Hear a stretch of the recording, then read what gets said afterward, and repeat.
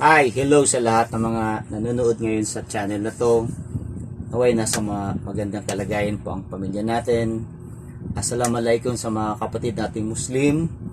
And ako po'y humahanga at nagpupugay sa lahat po ng ating mga bayani. Sila po yung mga OFW. Sa totoo lang, kung walang OFW, matagal na pong bagsak ang ekonomiya ng Pilipinas. Tandaan niyo yan. Okay, so medyo parang kumukulo yung damdamin sa araw na to Paano kasi ang pag-uusapan natin ngayon, tsaka ipapakita kong video sa inyo, ito po yung magaganap na rally dyan sa may Bulacan. Okay? Sabi pa doon, ginigipit na naman ang isang ganito kasi po yon, may isang may-ari na o private property na siyang pumayag para po magkaroon ng rally dyan po sa may Bulacan para po matuloy ang maisog na rally. So ang nangyari po ngayon, ginigipit na naman po sila ng Malacanang. Sabi daw ipapasara, tinatakot. Ito ang tanong natin ngayon. 'Di ba po, demokrasya tayo? Nasaan po ang freedom of expression? Masakit sa akin bilang isang Pilipino na naghahanap ng totoong pagbabago sa bansang ito.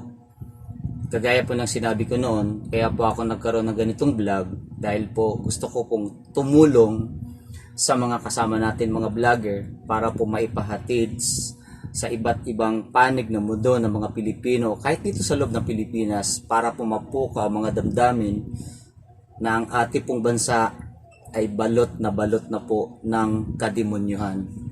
Nakakasuka ang administration ngayon ni Marcos. Okay?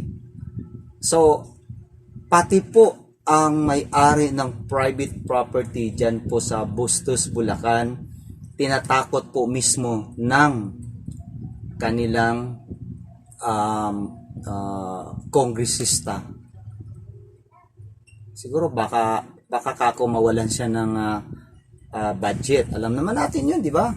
Okay, lahat naman ng mga kongresista pinakain ni Tambaluslos ng milyonis para tingnan mo nga si Tambaluslos, di ba?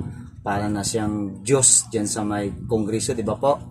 Okay, para malaman natin at bago tayo tumuloy, marami pong salamat. Magpapasalamat po ako sa inyo. Patuloy po kayo na nag-subscribe sa akin at napansin na po natin na tumaas na po ang views ng aking mga vlog. Ako po'y from the bottom of my heart, I'd like to thank you so much for everybody for continuing support with this vlog. Although hindi pa po tayo tinawag na high-tech yung vlog natin kasi wala pang mga ganyan-ganyan. But sooner or later, we can do something for a new design. Okay? So marami pong salamat. Patuloy po kayo na mag-subscribe, click the bell, likes and share these videos para po makarating doon sa mga kasamahan po natin. Alright, unang-una, ito ang balita ng DCER kung paano po ginipit, iniipit okay ang mga organizer ng Maisog Rally dyan po sa Bulacan. Okay, pakinggan po natin, panuorin natin. Matinding panggigipit at pananakot. Yan ang ginawa sa mga organizer ng isasagawang Maisog Peace Rally sa Bulacan.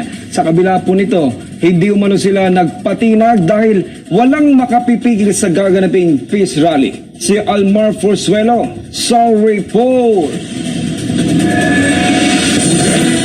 January 25, 2024, unang isinagawa ang Maisog Rally sa Davao City. Dito nagbitaw ng mga maanghang na salita ang mga Duterte laban sa administrasyon ni Marcos Jr. Sa nasabing rally, nakita ng mga Pilipino na mayroon pa silang masasandalan at boses sa panahon na tila bulag, pipi at bingi ang kasalukuyang administrasyon sa mga problema ng bansa. Matapos ito ay sunod-sunod na ang ginawang Maisog Rally na diniluhan ng libu-libong Pilipino. February 25 sa Cebu City at ang pinakahuli nito ay sa Tagum, Davao del Norte. Pero hindi kagaya Gaya ng mga naunang rally, naging mahirap para sa mga taga Davao del Norte na isagawa ang rally dahil bago pa man magsimula, pinatawan na ng suspensyon ng gobernador dahil sa pagpayag nito na magkaroon ng rally sa lugar. Ngayong April 28, 2024, araw ng linggo, muli na namang aarangkada ang Maisog Peace Rally. Ngunit sa kakataong ito, gaganapin ang rally sa Bustos, Bulacan. Ito ang kinumpirma ng Transparency, Accountability, Peace and Security or TAPS Coalition. Ang nasabing grupo ay binubuo ng iba't ibang sektor gaya ng mga magsasaka at mga mangingisda, grupo ng mga tsuper, religious groups at Muslim sector. Ayon kay Verdel de los Santos, chairman ng Bulacan Defend the Flag, kilos ang pagbabago na pinahirapan sila na makakuha ng permit para sa Maisog Rally. Sinikap po namin na magkaroon ng schedule. Even ang national organizer kasama po namin na makipag-usap sa mga LGU. At akala po namin okay na dahil na-pencil na yung schedule. Pero nagtataka po kami every time na bibigyan po kami ng bagong schedule, after few days, binabawi. Dahil mahirap makakuha ng permit sa mga LGU, lumapit sila sa private sector.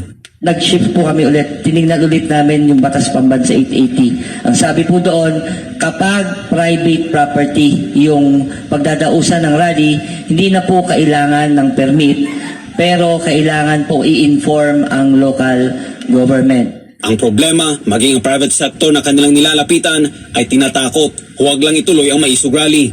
The whole of March, hanap po kami ng private place para lang maidaos. Ngayon po, nagtataka po kami noong una bakit nasa private na may pumigil pa rin. Ngayon, humanap po kami ng venue ngayon. Pangalawang private property. Nakipag-coordinate po kami ulit sa LGU, sa Provincial Police Office, para muling ipaalam na tuloy na po yung peace rally natin. April 19 po yun sa pagkakatanda ko, 2 o'clock ng hapon. Ngayon, ilang oras lang po, nung ting araw na yon, tumatawag po yung may-ari ng property. At ang sabi po, mayroong dalawang SUV na pumunta. May 3 lalaki po na naka-black jacket, parang office jacket siya, at nakabaligtad yung ID. At ang sabi po, huwag payagang idaos ang Maisog Rally dun sa property nila. Kung gusto nila idaos yung Maisog Rally, huwag sa Bulacan. Baka magaya sa governor ng Davao. Sa ngayon ay maayos na ang lahat at kasado na ang may... Okay, dyan lang po tayo.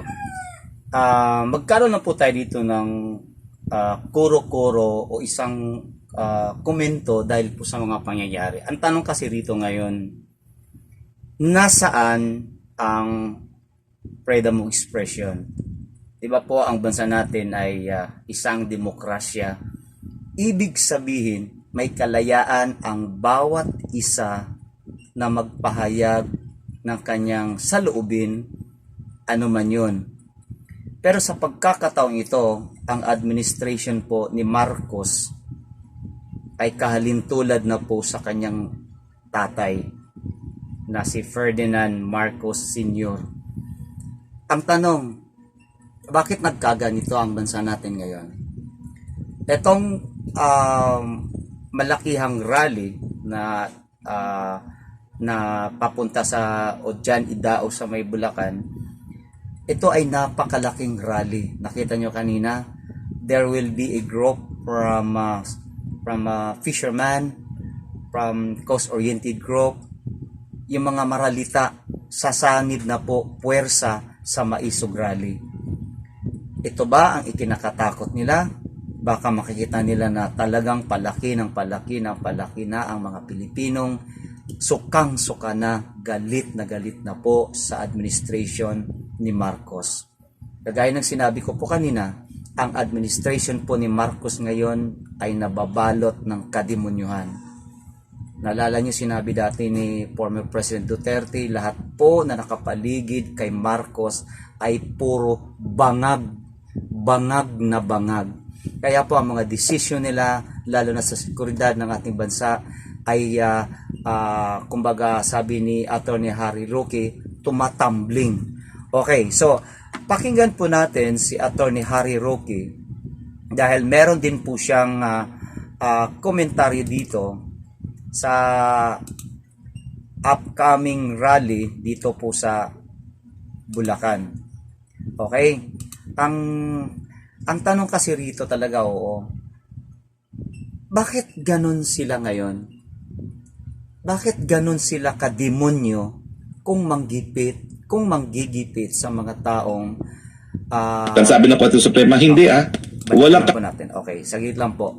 Bakit ganito sila ngayon kademonyo pagdating sa mga taong gustong magpahayag ng kanilang saloobin o damdamin sa administration ni Marcos? Ano ba tayo? Demokrasya pa ba tayo o authoritarian? Okay?